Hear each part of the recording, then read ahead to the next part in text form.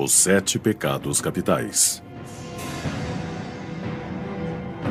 Eles existem em cada um de nós. Esses pecados são fatais, eles têm um efeito gravemente destruidor na vida espiritual de uma pessoa. Luxúria, inveja, gula, preguiça, avareza, ira e soberba. De acordo com a teologia cristã, pecar é simplesmente pensar nesses pecados capitais. A Bíblia diz que o resultado do pecado é a morte. Cada um desses pecados tem uma história secreta revelando como eles se tornaram capitais. Os 7 pecados capitais tiveram um enorme impacto na história, na sociedade e em nossas almas. Você não pode transgredir a lei moral de Deus sem que alguém pague um preço terrível. E o pecado de querer o que os outros têm é a inveja.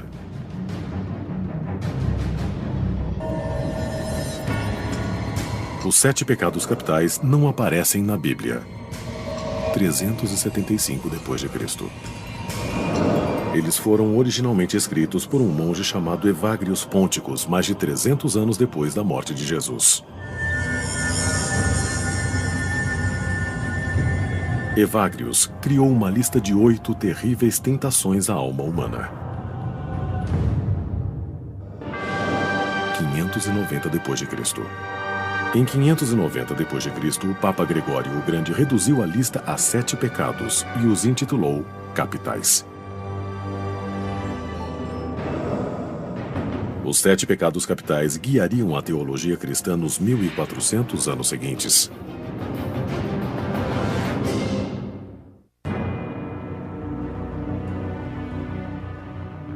Durante séculos, os cristãos arriscaram a danação cometendo cada um dos 7 pecados capitais. Mas cada pecado tem sua própria tentação, como a inveja. A inveja tem a ver com perceber algo que alguém tem ou uma qualidade que outro indivíduo possui. E o ponto principal está em querer para si mesmo ou então querer que o outro não a tenha. Na lista da igreja, a inveja aparece como invidia, palavra latina significando olhar com malícia. A igreja tirou invídia do nome da antiga deusa romana da inveja.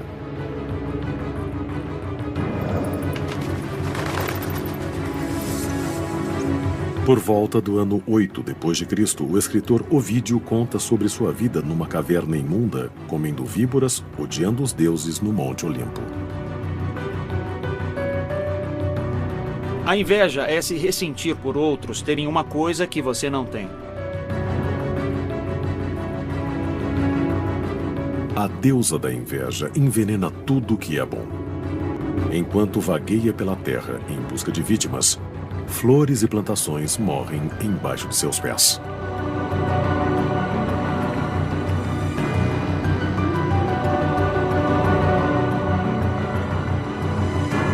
A inveja espalha seu veneno pelo sangue, ossos e cérebro das vítimas. Você tem essa sensação de queimação? Porque todo mundo tem mais do que eu, fica obcecado por isso e começa a quase se sentir mal. Os deuses do Olimpo desprezam a inveja. E hoje, ela é o pecado capital que até mesmo os pecadores não gostam de mencionar. As pessoas ficam felizes em falar sobre a gula e a luxúria. Fazem piada com elas, contam histórias, leem literatura científica também. Mas a inveja gera desconforto. A inveja, mais que qualquer outro pecado, eu acho, parece refletir uma falha humana que nos incomoda.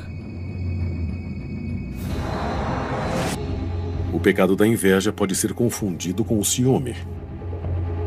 Mas o ciúme geralmente é um medo de perder um ser amado para outro. A inveja é diferente. Você tem uma coisa que eu não tenho. E eu te odeio por isso. Pode ser algo material, pode ser uma posição, pode ser um lugar e etc.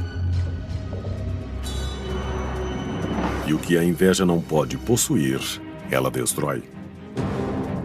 Um dos nossos padres costumava dizer, para ilustrar a noção de inveja, que o jeito de você ter a grama mais verde do seu quarteirão é não se dar o trabalho de usar adubo na própria grama, mas simplesmente jogar gasolina na do seu vizinho.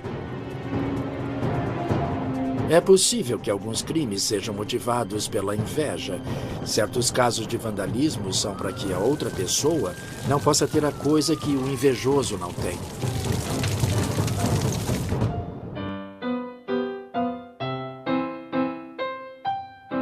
Viena, Áustria, 1791.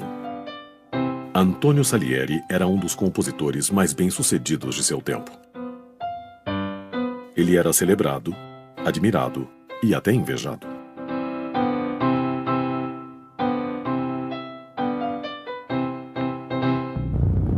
Mas esse homem talentoso invejava um homem genial chamado Mozart.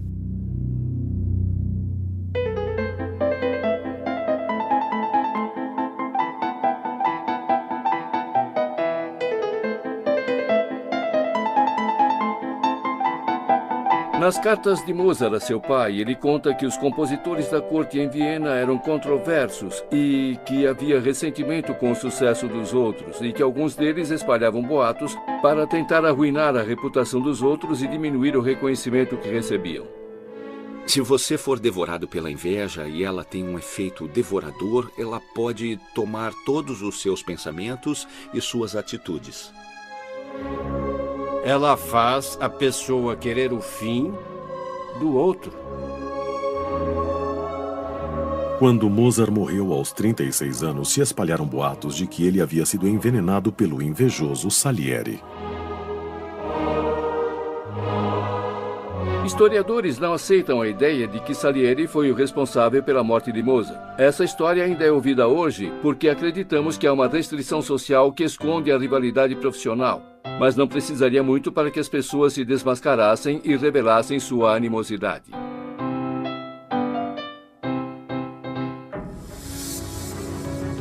De acordo com alguns teólogos, a inveja atormenta a humanidade desde o início dos tempos. Alguns cristãos acreditam que Satanás foi expulso do paraíso porque invejou Adão e Eva.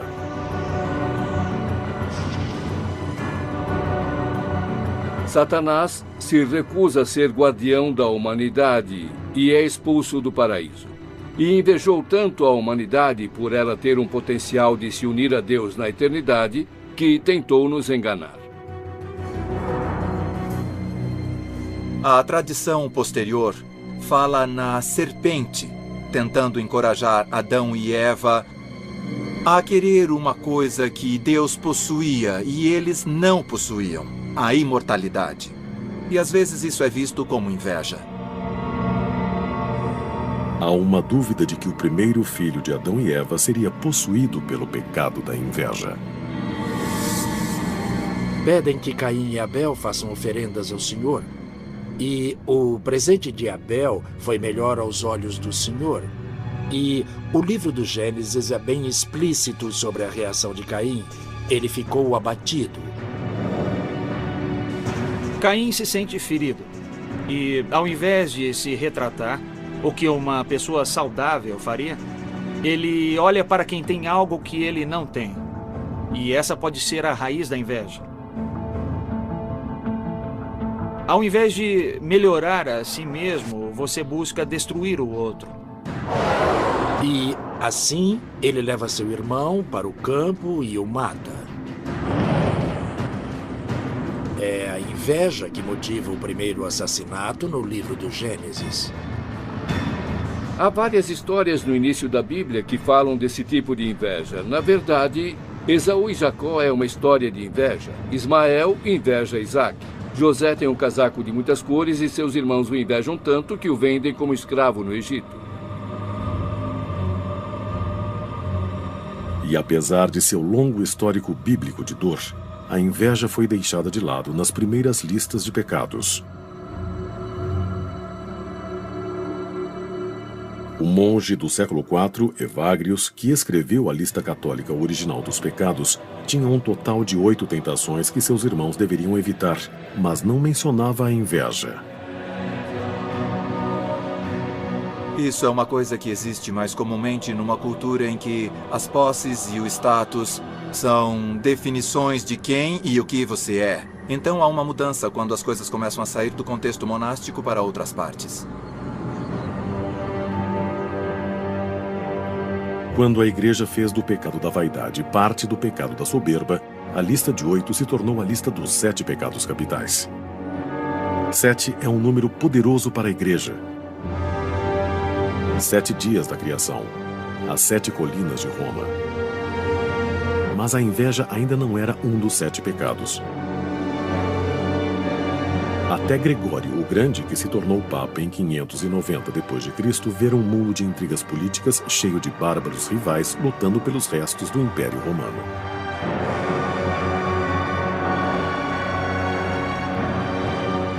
Gregório escreveu: da inveja nasce o rancor, a alegria com a má sorte do próximo e o pesar por sua prosperidade.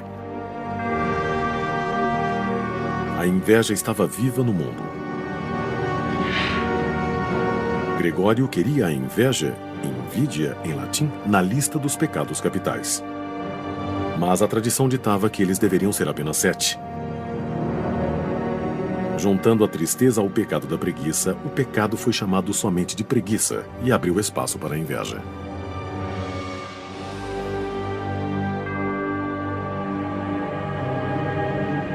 O pecado da inveja se tornou parte da lista do Papa Gregório. E uma inspiração para os artistas medievais, como o escritor italiano Dante Alighieri.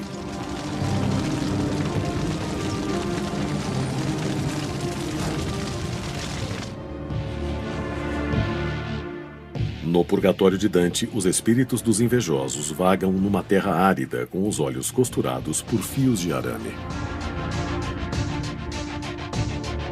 Isso porque o pecado é mais comumente cometido através dos olhos. Alguns não só sentem inveja, mas têm prazer na dor do inimigo. Dante não tinha uma palavra para esse efeito colateral pernicioso, mas os alemães sim. É chamado Schadenfreude. Schadenfreude é um termo alemão que se refere à alegria no sofrimento ou na má sorte de outros. Freude é alegria e Schaden é má sorte.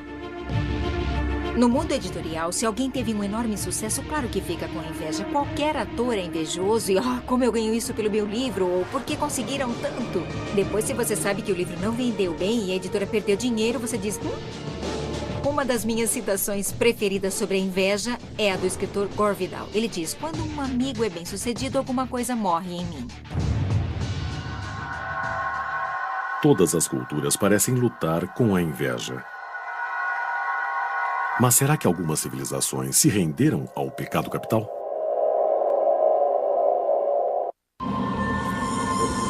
Os 7 pecados capitais são vistos como caminhos para a danação. Considerado um dos mais traiçoeiros é o pecado da inveja. Pelo menos de acordo com a doutrina católica. Mas sempre houve outras opiniões. Em algumas culturas, a inveja é considerada uma expressão natural e inevitável que as pessoas bem-sucedidas têm que enfrentar. Em torno de 500 a.C., os gregos não consideravam a inveja um pecado mortal, mas uma tática política.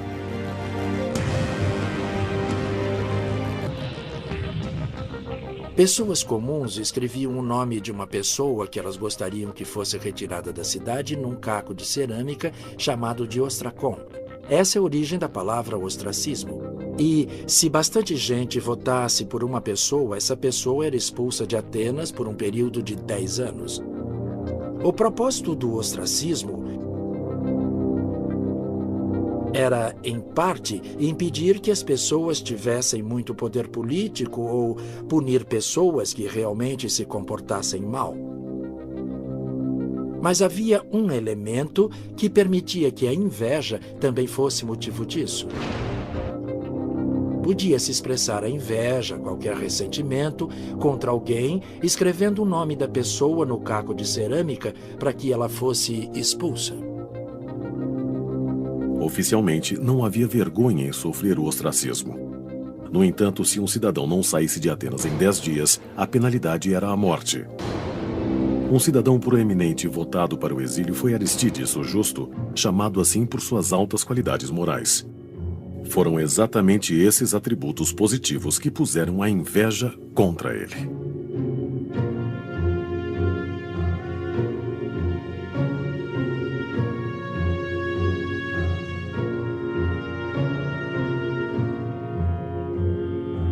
A história conta que Aristides viu um cidadão escrevendo seu nome num caco de cerâmica e perguntou: "Quem é esse Aristides e por que será que quer o ostracismo dele?" E a resposta foi: "Ele não fez nada de errado, mas sempre falam do quanto ele é maravilhoso e nobre. Isso me irrita muito."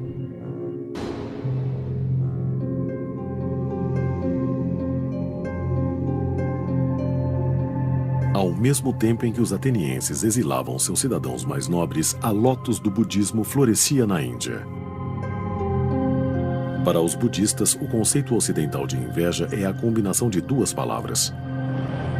Uma significando cobiça e outra significando ciúme. Os dois sentimentos bloqueiam o caminho para a iluminação e o nirvana. O que acontece na inveja é que ficamos presos a uma imagem de nós mesmos como incapazes, incompetentes e tendemos a projetar nossas aspirações e nossa competência nos outros. E aí nós pensamos, se eu tivesse isso... Buda ensinou que as almas invejosas reencarnam no reino violento dos titãs. Os titãs sempre se sentem inadequados, sempre são influenciados pelo que obtêm, nunca sentem um sucesso, nada nunca é bom o suficiente, porque eles estão presos à sensação interna de inadequação que destrói todas as coisas boas que podem acontecer a eles. Do ponto de vista budista, sempre enfatizando o lado otimista, se uma pessoa pode produzir bom resultado, então devo ficar feliz com isso, porque se entendemos bem, é assim. Bem, se ele pode fazer isso, também posso. E talvez eu possa aprender pegando uma carona. Ou talvez eu não precise fazer o que queria, porque ele fez e eu posso desfrutar dos resultados. Enquanto os budistas veem a inveja como sem saída de acordo com outras religiões, alguns tipos de inveja encorajam o crescimento espiritual. A inveja no judaísmo não é um pecado. Ela pode ser até um estímulo a algo bom. Depende de qual tipo de inveja. Então, há uma frase na literatura rabínica: a inveja dos eruditos aumenta a sabedoria. Porque se você sabe mais que eu, e eu quero saber mais, vou estudar mais. A inveja só se torna pecado quando eu quero tirar de você aquilo que você tem. No Oriente Médio, muitos se referem a esse tipo de inveja como mal-olhado. É o olhar de ódio que o invejoso dá àqueles que ele repudia.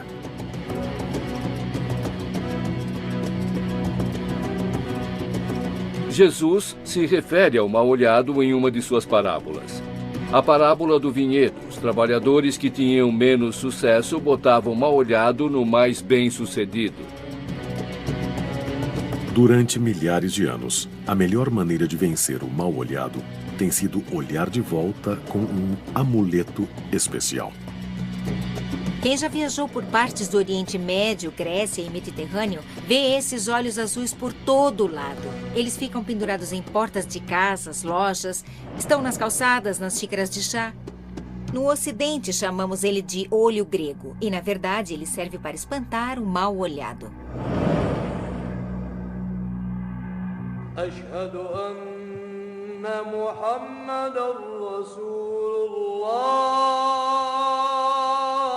No século VII d.C., uma nova religião poderosa surgiu no Oriente Médio.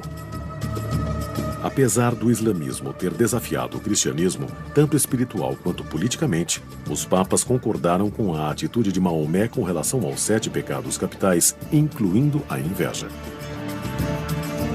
O Corão se refere à inveja como hasad e especifica como um pecado dos grandes.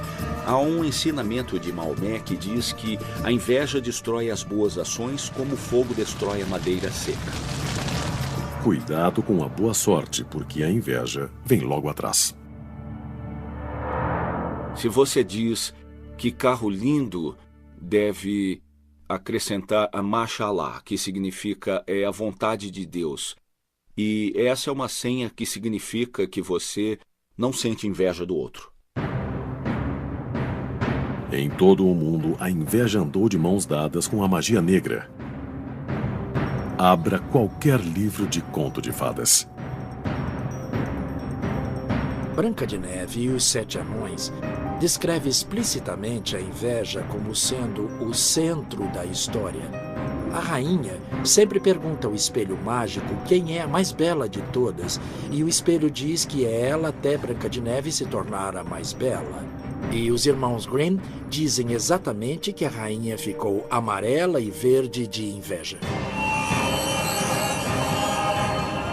O fascinante no mito da Cinderela é que só por ser bom você pode causar a inveja ou a inimizade dos outros. É uma história muito poderosa, você pode encontrá-la na China, no Japão, na Coreia, na África, entre os indígenas americanos. Em todas essas histórias há uma pessoa que tenta ser boa e é levada pela inveja e pelo ressentimento dos outros. E às vezes tem um resgate heróico no final, mas às vezes não.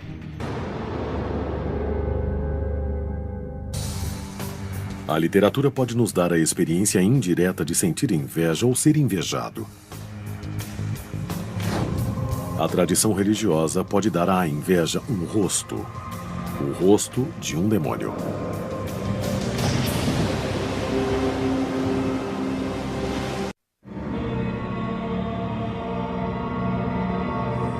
Através da história, escritores tentaram transformar os 7 pecados capitais de conceitos e desafios morais em personagens para colocar um rosto nesses aspectos do mal. O poder da inveja é refletido numa imagem demoníaca.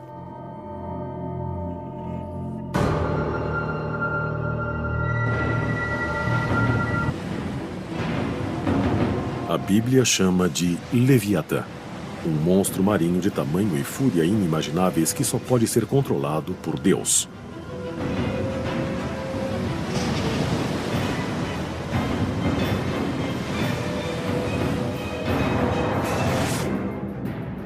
No século XIII, Tomás de Aquino equiparou a criatura à figura orgulhosa de Satanás.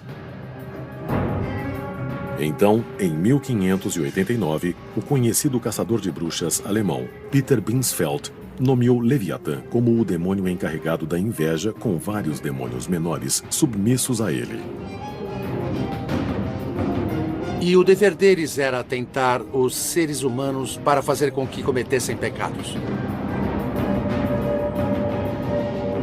Apesar da tentativa de Binsfeld de relacionar esses demônios aos 7 pecados capitais nunca ter sido aprovada pelo Vaticano, ela se mantém popular entre os demonólogos amadores. Os seres humanos sempre imaginaram que o mundo fosse habitado por espíritos invisíveis. A angiologia e a demonologia judaicas rendem um grande assunto. Que relação eles têm com os seres humanos? Quais são os seus poderes?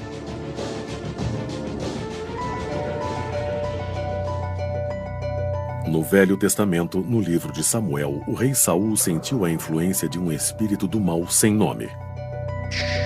O rei encontrou alívio na música da harpa de Davi.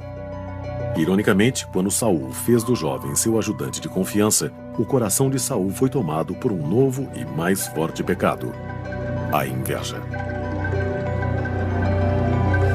Saul favoreceu Davi, mas quando eles começaram a fazer músicas sobre como Davi tinha matado dezenas de milhares, enquanto Saul só tinha matado milhares, isso começou a incomodar Saul. Saul inveja Davi porque Davi é uma estrela. Davi é tudo que Saul não conseguiu alcançar. Davi tem o amor das pessoas, tem a promessa de um futuro brilhante. O paralelo a isso pode ser um executivo que tem um subordinado que se destaca e recebe atenção demais. Então ele tenta arruinar esse subordinado. No caso de Saul, ele tentou mesmo arruinar Davi. Na verdade, Saul tenta matar Davi com sua lança. Mas Davi sobrevive à inveja assassina do rei. Ele tem a preferência de Deus e Saul tem essa amargura enorme que vai acabar com sua vida. Mais que qualquer coisa, a tragédia de Saul e Davi é uma história sobre o poder corrosivo da inveja na política e no governo. Em 44 a.C., a inveja política de um pequeno grupo de conspiradores derrubou um governo e mudou o destino de Roma.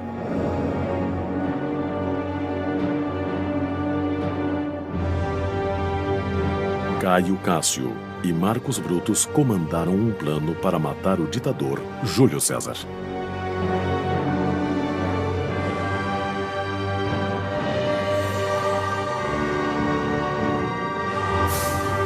Cássio invejava César e apelou a Brutus. Os motivos de Brutus eram a preocupação com o bem-estar da República, então ele teve um motivo mais elevado, mas foi manipulado por Cássio.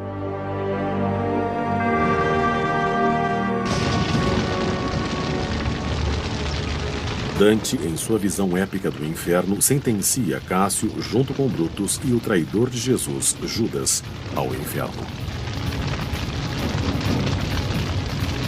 No inferno de Dante, no nível mais baixo, há uma punição sendo sentenciada aos dois dos maiores traidores, aqueles que traíram César e Jesus. O invejoso Cássio vai ser atormentado pelo diabo até o fim dos tempos.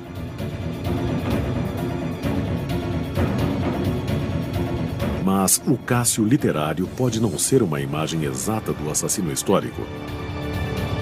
O verdadeiro Cássio pode ter se considerado um patriota. O que alguns viam como inveja, ele pode ter visto como justiça.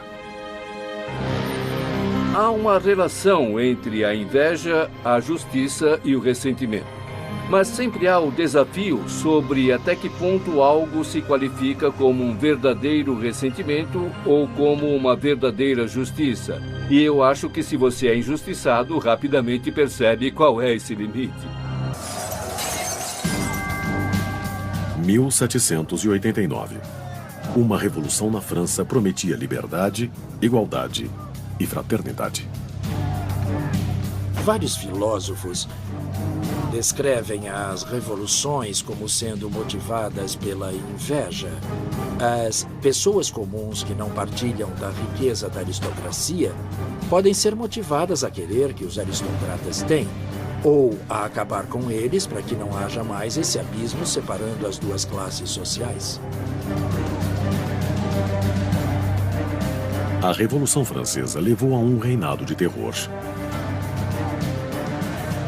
40 mil pessoas mandadas para a guilhotina, muitas simplesmente por serem aristocratas, enquanto outras foram traídas pelos rivais invejosos.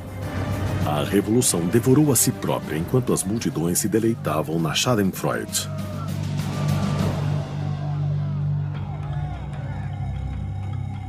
Em 1917, uma outra revolução derrubou o czar da Rússia. Nos 60 anos seguintes, o comunismo se espalhou pelo mundo, matando milhões, mas prometendo justiça e igualdade. A inveja se espalhou no paraíso do trabalhador como a serpente no Éden.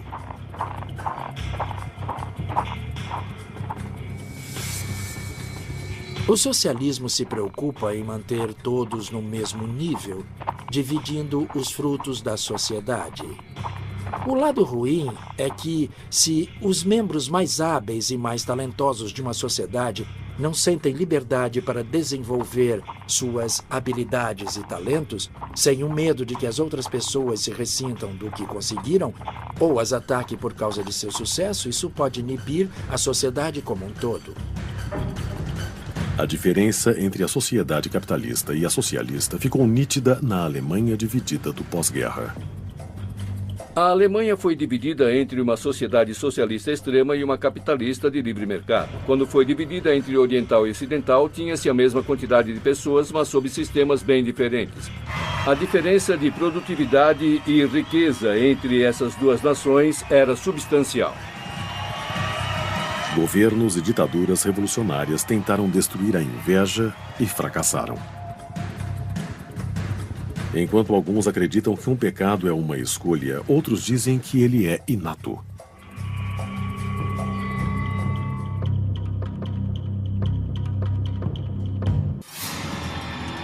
Os 7 pecados capitais. Durante séculos, eles moldaram o comportamento da sociedade.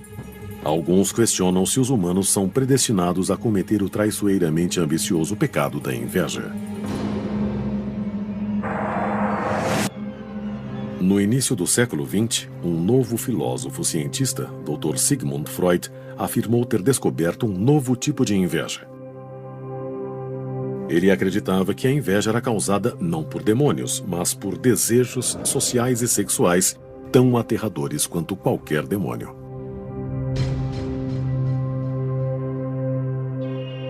De acordo com o criador da psicanálise, todo menino deseja sua mãe e quer matar o pai que ele inveja. Freud chama isso de complexo de Édipo.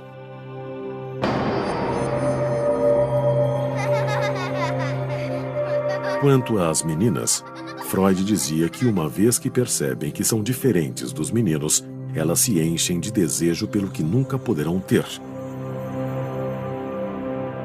Especificamente, Freud escreveu: a menina tem inveja do pênis. Essa inveja alcança seu ponto máximo no desejo dela também ser um menino. Na ideia de Freud, as meninas invejam os meninos e querem adquirir um pênis para elas se associando a um homem. Essa noção parece implausível para muitos, e inclusive para mim também. Mas teve um efeito muito forte na cultura popular. Depois da morte de Freud, sua noção da inveja virou moda nos Estados Unidos.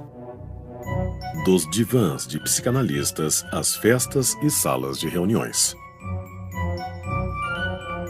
A inveja do pênis foi usada de modo a manter as mulheres em seu lugar. Uma mulher que tivesse ambição, que quisesse sair do papel tradicional restrito da mulher dos anos 50, muitas vezes era desencorajada com o argumento de que, ao invés de ser uma boa mulher, ela estava tentando ser homem, de modo patológico, porque tinha inveja do pênis. Isso era uma maneira de dizer às mulheres: nem pensem nisso. A terapeuta Karen Horney juntou a inveja do pênis à sua própria teoria: a inveja do útero. De acordo com Horney, os homens invejam a habilidade feminina de gerar vidas e sublimam essa inveja se dedicando às suas carreiras.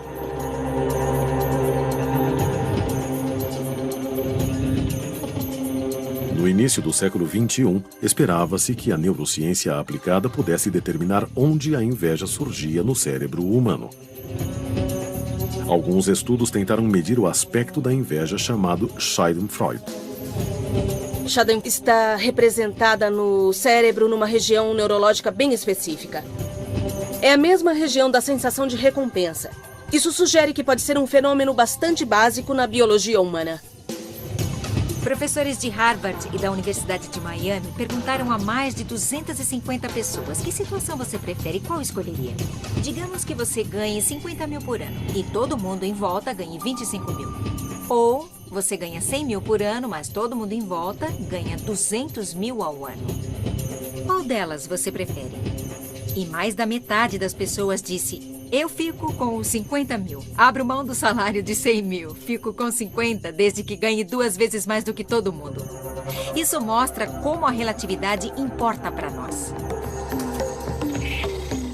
Há quanto tempo a inveja faz parte da formação emocional da humanidade? Um estudo do Instituto Yerkes, em Atlanta, tentou captar a inveja em um ramo da árvore evolucionária humana com 35 milhões de anos, os macacos prego. Pares de macacos prego foram treinados para trocar agrados por recompensas em comida. Primeiro, os dois ganharam pepinos. Depois, um dos macacos ganhou algo mais gostoso, uma uva. Quando o macaco recebe um pepino e vê que o outro recebe um pepino, ele pensa, ah, pepino, que ótimo, e come, sabe? Ele fica animado. Quando esse macaco recebe um pepino, mas o outro recebe uma uva, ele fica bastante incomodado. Ele rejeita o pepino, joga longe e não come, o que é chocante. Acho que a experiência do pepino é a melhor evidência de que os primatas sentem inveja uns dos outros. Mas, de acordo com alguns cientistas, a inveja pode ser um traço evolucionário positivo. Você vê outro macaco chegando em casa com 5 amendoins. E quando você sai, só consegue 3 amendoins. Você fica com inveja, meio irritado e diz, eu tenho que conseguir os outros 2. Então, a ideia é de que a inveja pode ser um bom mecanismo para ajudar organismos a descobrirem que tipo de recompensa é possível num dado ambiente. 35 milhões de anos depois, na árvore evolucionária, a inveja parece mesmo inata no ambiente escolar.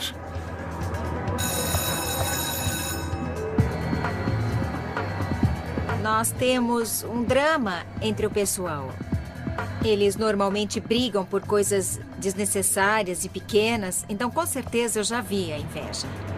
O ensino médio é um período na sua vida em que tenta descobrir quem é e passa por coisas diferentes e olha para outras pessoas. Tem as meninas que têm inveja do visual das outras e os meninos que têm inveja dos outros com as meninas e sempre tem aquele que tem tudo. Alguém que chega com roupas novas, essas coisas, ou então um iPod ou um telefone novo, as pessoas olham aquilo e pensam, eu quero isso, eu preciso sair para comprar, ou talvez eu possa roubar dele.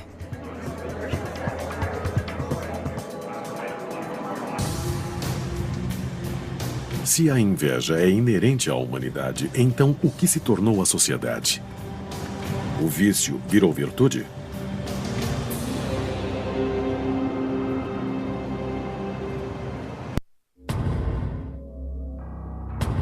Os 7 pecados capitais.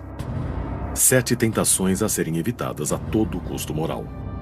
Mas na sociedade de hoje, pecados como o da inveja fazem o mundo girar.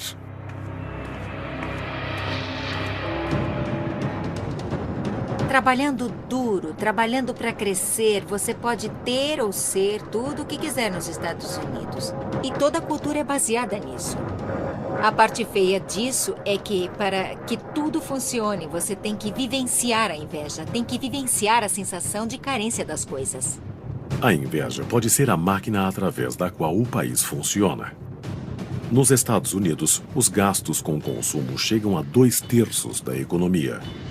Tente manter isso se todos estiverem felizes com o que têm.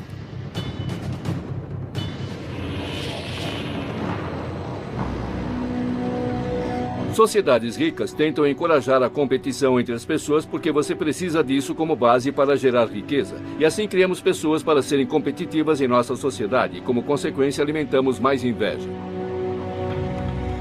Uma das melhores maneiras de se alimentar a inveja é através da publicidade.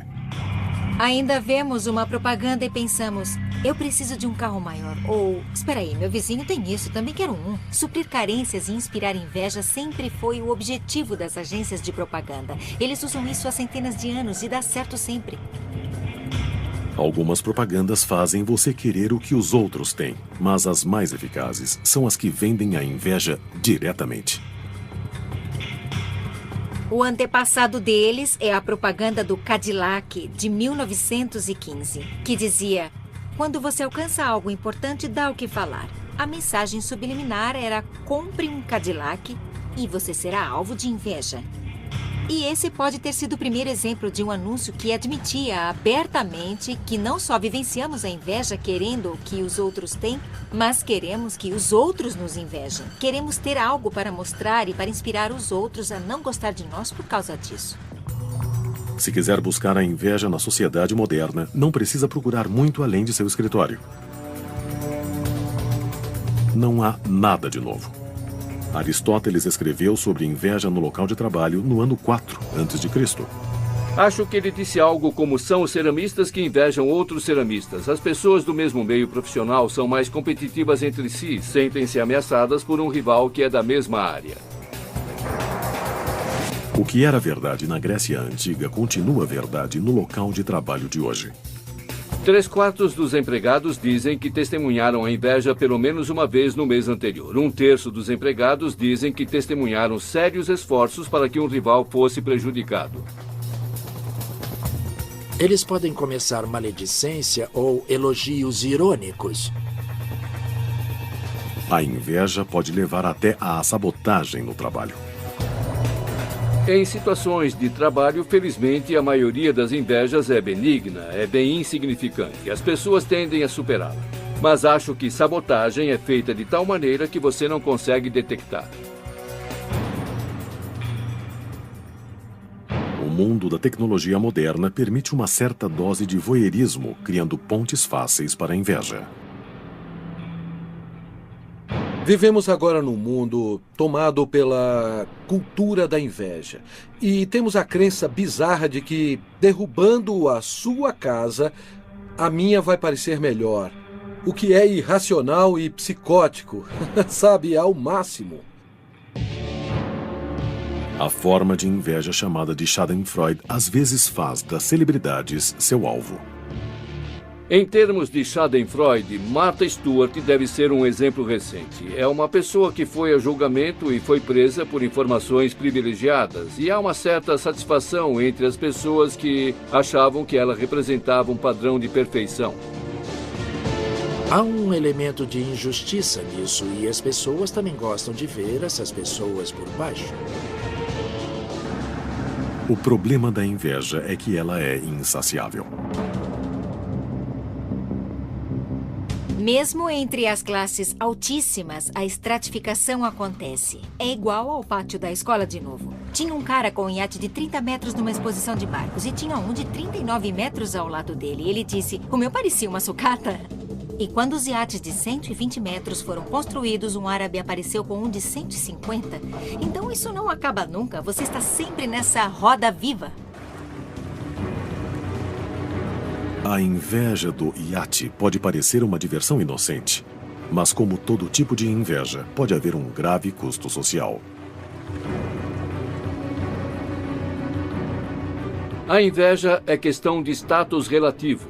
Então, ter itens de marca ou de designers, dirigir um carro caro e esse tipo de coisa são maneiras de ostentar seu status, são maneiras de se gabar. E se gabar, se você pensar bem, é uma forma de agressão.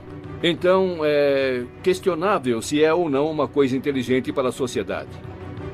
Se algumas nações acabarem possuindo bens cada vez mais escassos, teremos um motivo de preocupação de que a inveja das pessoas de outras nações possa chegar a vários tipos de hostilidades e conflitos em torno do planeta. Pensamos na água, pensamos na comida. Nações que têm esses recursos deviam pensar em como minimizar a inveja dos seus vizinhos. Pensando no futuro, podemos ter muitas preocupações. A inveja pode ser difícil de se definir. Sem ela, não haveria progresso. Com ela, não pode haver paz. É o que parece. E através da história, voltando a Sigmund Freud, a Dante, ao Papa Gregório, à própria deusa romana da inveja, o monstro de olhos verdes continua como uma tentação fatal para todos.